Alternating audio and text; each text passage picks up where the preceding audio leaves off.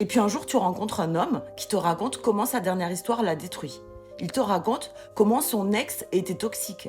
Comment est-ce qu'il a souffert? Il te raconte qu'il a été brisé et toi tu craques. Alors immédiatement, tu veux lui prouver que t'es différente. Tu as envie de lui montrer que toi, c'est pas pareil. Alors tu mets tout dans cette relation. Tu donnes plus, tu comprends plus, tu écoutes plus et tu pardonnes plus. Toi, tu crois construire quelque chose de sain, mais en fait, sans t'en rendre compte, tu rentres dans un jeu hyper dangereux. C'est le jeu de la sauveuse. Parce qu'à force de vouloir réparer quelqu'un, on finit par s'oublier soi-même. Le problème, c'est que peu de monde comprend que les blessures émotionnelles ne disparaissent pas uniquement parce qu'on les raconte à la bonne personne. Les blessures non guéries se transmettent de partenaire en partenaire, tant qu'elles ne sont pas guéries en fait. Et parfois, tu te retrouves à souffrir pour des choses que toi, tu n'as pas faites. En fait, tu paies pour des erreurs que d'autres femmes ont fait avant toi. Tu paies pour les trahisons d'une autre histoire, mais c'est pas la tienne. Parce que tant qu'une personne n'a pas travaillé sur elle pour guérir ses propres blessures, elle rajoutera de la douleur à la relation suivante. Et souvent, ce qu'on te dit pas, c'est que tu seras pas la femme de sa vie.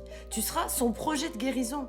Tu seras sa partenaire qui vient pour le guérir de la blessure qu'a laissée la femme de sa vie. Tu seras la personne sur qui il va s'appuyer pour vider toutes ses souffrances, toute sa colère, toute sa peur. Et toi, pendant ce temps-là, tu absorbes tout. Aimer quelqu'un, ça veut pas dire absorber ses blessures à sa place. On n'est pas censé souffrir pour le passé de quelqu'un d'autre. Et si ces paroles te parlent, pense à t'abonner si c'est pas encore fait. Parce que j'ai encore beaucoup de choses à te dire.